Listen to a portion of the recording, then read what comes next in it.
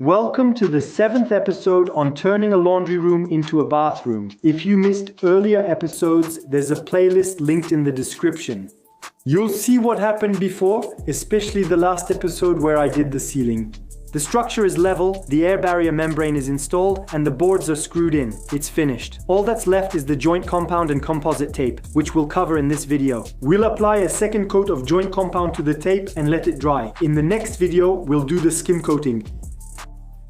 We have something else to look at in this video, the ceiling and a bit of plumbing. For those who remember, there was a partition, a washing machine, and a washing machine faucet. I was planning to keep it during the work because it's convenient to have a faucet on the side. Where it's placed now, it's really in my way. So what we're gonna do is move it under the stairs. We'll do some plastering and plumbing, starting with the plumbing.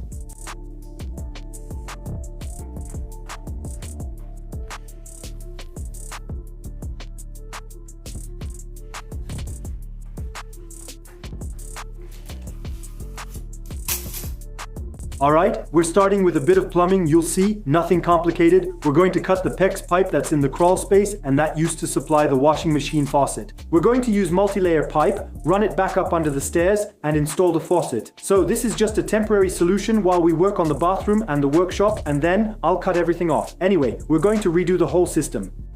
For the PE pipe, I'll explain again. The multi-layer pipe we want is Geberic Mepla, the same one planned for the future bathroom plumbing.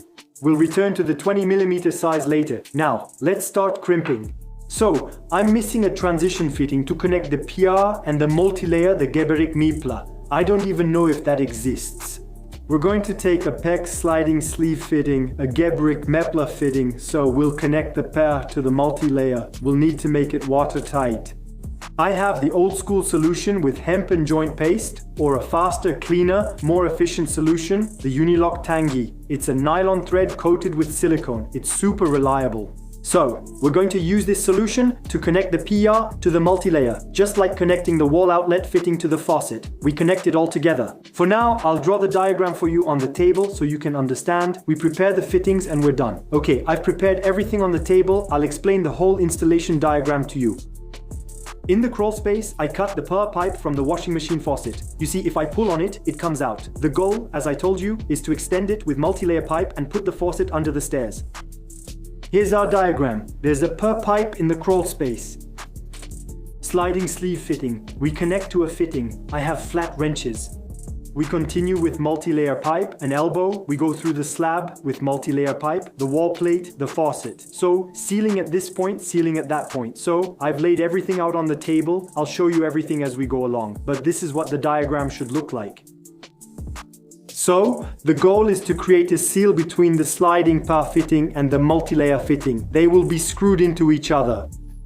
If you look closely at the multi-layer fitting, you can see that the threads are marked. That's how it's sold. It's grooved. That will prevent the nylon thread from spinning around the thread. So, once again, the nylon thread needs to be wrapped in the right direction. If you wrap it the wrong way and then I tighten it, it will obviously loosen the thread. So always wrap it in the direction you'll tighten it. So if your fitting isn't marked, for example, if I take the faucet fitting, you can see that it's not marked. Unlike the multi-layer one, you can see the difference. You can scrape it with a hacksaw blade. You really just scrape. And if you do this regularly, there's a tool like this from Rothenberger. I'll put the link in the description. You have 3 rollers that are specifically designed to crush the threads. So you don't tighten it like crazy. There's really no point in doing that. And you turn it and faucet. You hold the faucet and turn the wrench. It's easier to do the opposite. There you go. And there you go. Now I end up with a thread that's marked. Now I can put my nylon thread on and it won't spin on the threads anymore. The threads are ready. Now we can make it watertight. For that, I'm going to use a nylon thread impregnated with silicone Unilock Tangy. So it's good for both professionals and individuals. You'll find the link in the description. You'll see. It's even better for individuals since they don't have to deal with hemp fiber. And a nice greasy jar of jointing compound, really oily. It had leaked in the toolbox. That's why I put some tape on it because it was cracked here. So with hemp fiber, we need 2 consumables. Okay, the hemp and the jointing compound. With this, I only need 1 consumable. It's clean, it's quick to set up, it's super reliable. There are 80 meters in the spool. It's white, it's ultra clean. So this complies with the AFNOR standard, both for water and for gas. For gas, it goes up to 5 bars, and for water, it can handle hot water up to 7 bars. So you place it on the thread, you wrap it around. There, I grab it like this. So, it's ultra clean, unlike hemp. Here, I don't need to add any jointing paste or anything else. So, the goal is to fill the threads properly. We fill them properly. There we go, we turn, we go around again, and now we're good. And when it's time to cut, we have a little cutter right here. We turn, and there, it cuts by itself. We fold this one down, and there you go. So, you have to be careful when you turn it like this, not to cut yourself, because since I flattened the threads, they're not very sharp, but it can still happen. And we have something extremely clean and very reliable. So as I told you, it resists pressure, water hammer, it goes up to 7 bars for hot water, 5 bars for gas. We don't have any waste, unlike with hemp. With hemp, if I take some, I have to pull on it and I either take too much or not enough. So I end up throwing a lot away. The time savings are greater here since I don't need to add anything. There's still some hemp left. Hemp is never fully used up. I also don't need any jointing paste. So, time saving and no waste. And disassembly is extremely easy. Unlike hemp, sometimes it can be very complicated to take apart a hemp joint and it's ready right away. Here, I'm going to tighten it into my fitting. I turn the water on right away. So here, I place this in the vise and we tighten it. So now, the fitting is in the vise, it's easier. It avoids working with 2 wrenches. I position the faucet. We turn, grab the wrench and tighten.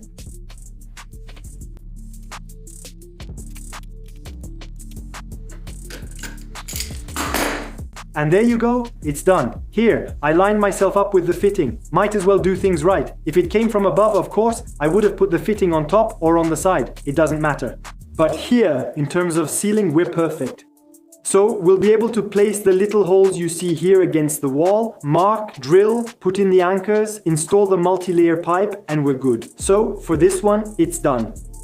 I still have one more to do. It's this one, the multi-layer fitting. My plates, it's going to screw onto the PEX fitting. I'm not installing them yet because since this one is a sliding type, I'll need to use the pliers.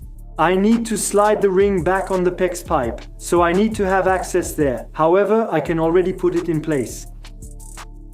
That saves me from doing it in the crawl space. It's more comfortable here.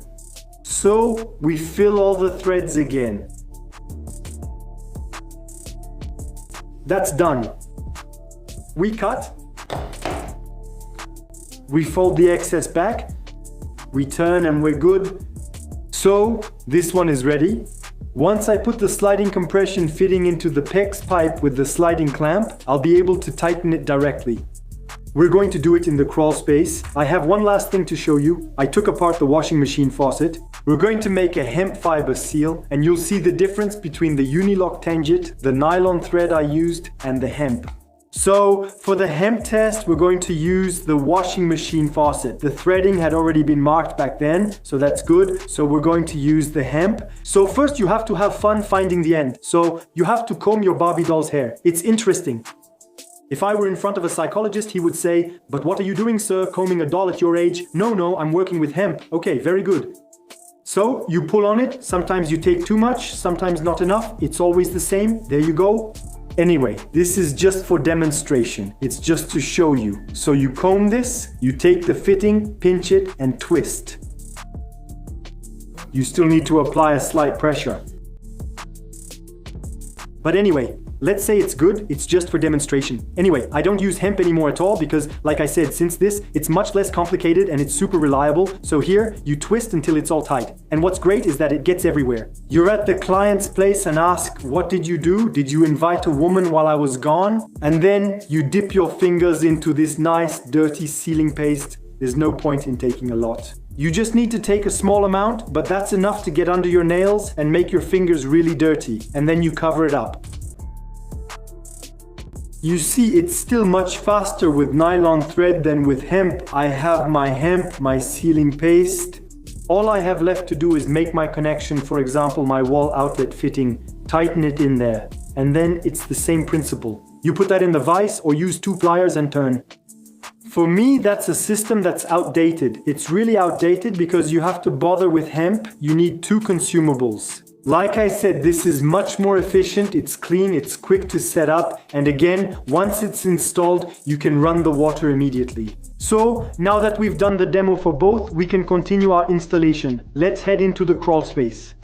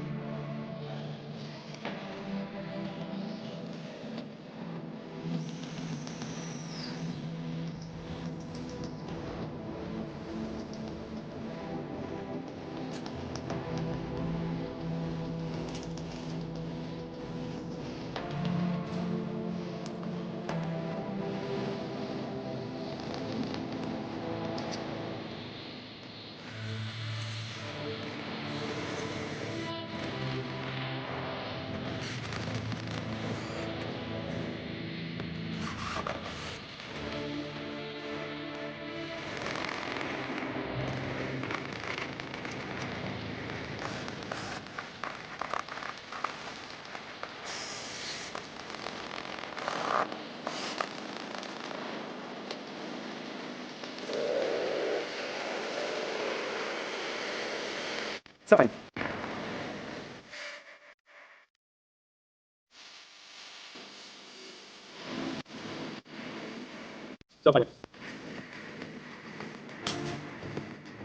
Alright, the faucet is installed and done. As you saw, it was simple. We started with the PEX, added the fittings, and sealed everything with Nylon.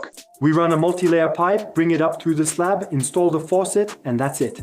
And at least I have water for the future work in the bathroom as well as for the future work in the workshop to make mortar, clean the tools, glue, whatever.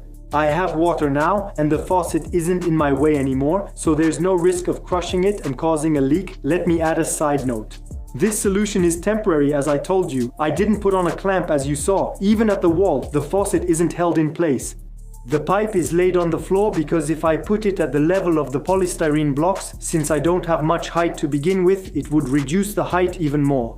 Here, I prefer to put it on the floor and go over it. And once it's done, I cut it and get the total length.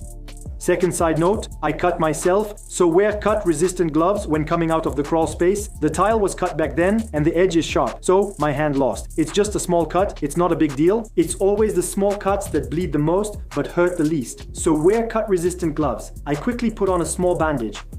And that's it. You absolutely have to keep the caps on the multi-layer pipe. You saw I went through the slab. We put the cap on, go through, slab wall, nothing gets into the pipe. So everything you saw in the video, the Tangent Unilock for sealing. The link is in the description, it's a safe bet. You saw 0 leaks. The Geberit pressing tool, Mepla jaw since it's a Mepla pipe.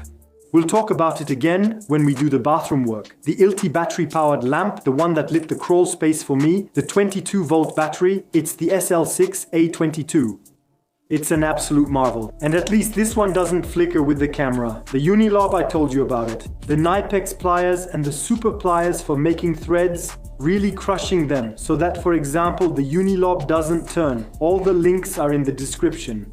Once again, you can use a hacksaw blade. But if you do this all day, you'll be glad to have pliers. And it helps avoid damaging your hacksaw blades that have a ring. Okay, now let's focus on the sealing. There's a bit of work to do. The joint tape, the full skim coat. So, let's get started.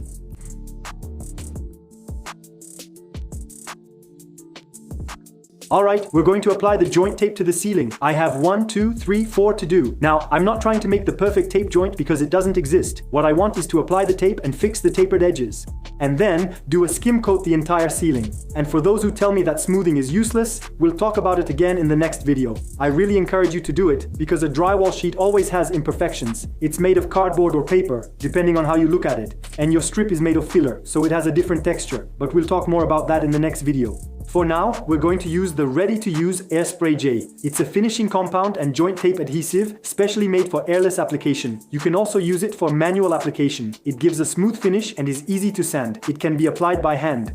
25 kilo covers 18 square meters. So, the ready-to-use Airspray J, and for smoothing the ceiling, we'll use the one below. You can't see it for now. We'll talk about it in the next video. So I can apply the tape either with a banjo. For those who know it, you know it's great, it's practical. And for those who don't know, the banjo looks like a big dispenser where you put the joint compound. The tape goes through the device with the compound. And in a single operation, you apply the paper tape and the compound. So it's really practical if you have several tapes to do, an entire house, whole walls, it goes really fast. For 4 tapes, I won't complicate things. I'll spend more time cleaning the banjo than applying them, so I won't use it. I'll use it for lining the walls and partitions and add the link in the description. You'll see, it's super practical no matter what. So now, we're going to use the roller. These are nylon bristles. There's even still some toe left. So nylon bristles, I'll show you the brand, the reference. This is the ideal tool, the coating roller. This one is 80 mNrs. We have its big brother here, which is 180 mNrs. We'll use that one for skim coating the ceiling. Of course, it exists in other brands as well. Here, for example, St. Luke, Garnimax, the tape, composite tape. Same thing, the reference, the brand, the link is in the description. Stratflex Tough Tape. So the advantage of composite tape is that it's almost tear-proof. It doesn't fray if you sand it. This one, I can lay it flat or use it for an angle. And of course, there are composite tapes specifically made for angles. We'll talk about that again when I drywall the walls. So, as I said, it doesn't fray, it doesn't tear. And above all, the biggest advantage is a huge time saver compared to paper tape. I can stick the tape and immediately do my second coat. It won't wrinkle like regular paper tape. So, major advantage for the composite tape. Then it's the usual. The taping knives, the trowel, the smoothing blade. So, for the smoothing blade, I really recommend keeping the protective covers, because this is already extremely sharp. And especially if you want to keep the blade in good shape, because in the toolbox, it can get damaged. If the blade gets bent, it's done for. So, you put it back in its cover, and you'll have a blade that lasts over time. And like I said, wear cut-resistant gloves, okay? We've covered everything. There's one last thing to show you for applying the coating to the ceiling without getting tired. I'll show you now. So, what I wanted to show you to avoid straining your arms in the air, for example when sticking the tape, doing the second coat, skim coating and even sanding, since I'll have a machine in my hands, is this exoskeleton, ILTI ExoZen. You have the link in the description, you'll see. And for those wondering what an exoskeleton is, it helps reduce MSDs, musculoskeletal disorders. If you're a painter, you know what that is. Arm in the air with the roller, the brush for cutting in. It's a headache trying to follow the corner line. It's real torture. The electrician, the plumber, arms in the air. The mechanic in his pit, under the car changing an exhaust, for example. After a while, your arms just can't take it anymore. It strains your arms, shoulders, neck, and even your back. So to protect your health, there are solutions like an exoskeleton. So, you see, it looks like a harness. There are tensioners. Depending on the width of your back, you adjust all of that. The arm support can be adjusted for more or less assistance. And I'm really talking about assistance. This exoskeleton won't multiply your strength. We're not going to say, okay, I'll take a sheet of drywall with one arm, lift it, and with the other arm I can screw it in. That doesn't exist. On the other hand, it will assist you just enough to hold a rotary hammer and make 50 holes without struggling. Because a drill has weight. Your arm has weight. You need to apply pressure so the bit can bite into the concrete, which gets unbearable after a while. It's the same with the sander, and when cutting overhead, it's exhausting. So this exoskeleton will really assist you. So how do you put it on? Well, you see, you put it on like a harness, like a backpack. Now my hood is going to get in the way. Let's just put it back like this. And now I have my straps that I fasten. There, the second one. And here you see there's a place for the arms, so you put your left arm through. Here I have flaps that are magnetized, same for the right arm. Always the little magnetized flap. And so now it's absolute bliss. My arms are weightless. It's like I have my arm on someone's shoulder or like I'm in water and floating. I'll show you how it looks from the back.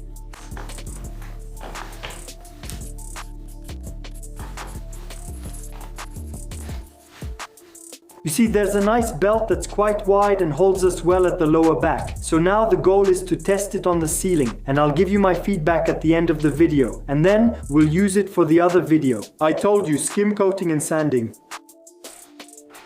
We're applying joint compound with small movements since the camera lens is right in front and I don't want to get it on the camera.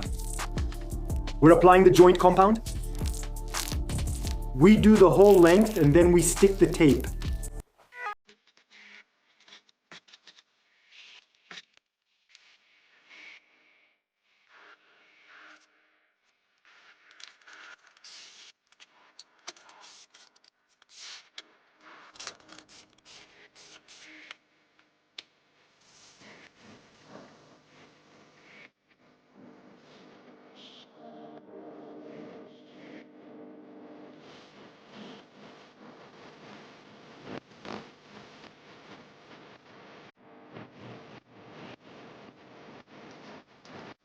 So we press firmly on the tape, press down firmly on the compound underneath to release it.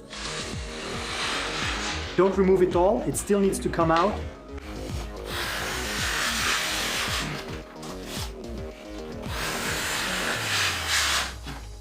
I take off about this much each time, not sure if you can see. It really needs to stick inside. And then a second pass right away since it's a composite strip. We can go ahead and apply it directly. Some joint compound on top.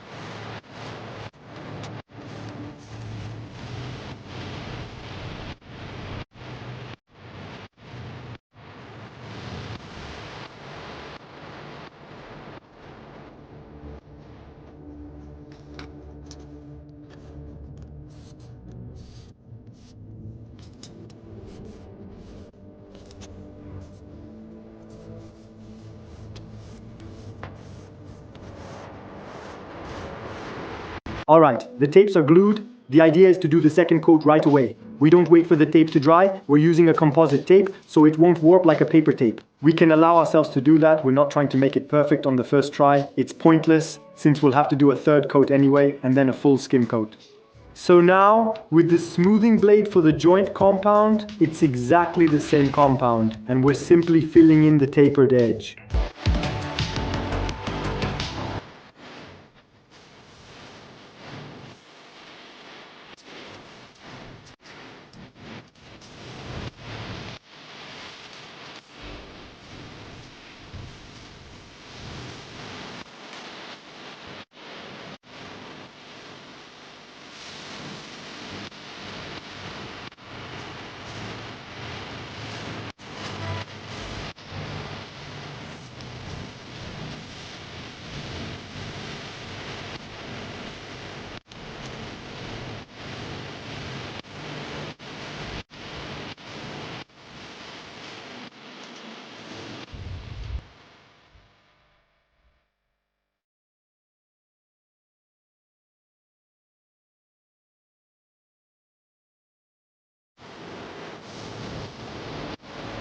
Alright, the tapes are in place, the second coats are done, we don't touch anything anymore, we let it dry, the compound is perfect all the way through, the glide, the finish, and the consistency, that's important.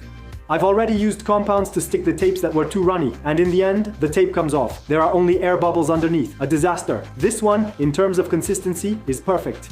We're going to test in the next video another compound from the same brand, but for finishing, we're going to skim coat the entire ceiling and sand it with a pole sander, and the exoskeleton with your arms in the air is awesome. I didn't have any pain the whole time applying the tapes with the roller and the smoothing blade. It was pure joy. So if you find your local UltiPro sales rep, tell him you want to try the exoskeleton. No, honestly, it's great. I'll show you again, you see? From the back, it's perfect. You'll see it again in the next video. We're going to use it for skim coating and sanding with the sander in our arms, and I won't feel any pain. In the meantime, take care of yourselves and I'll see you in the next video.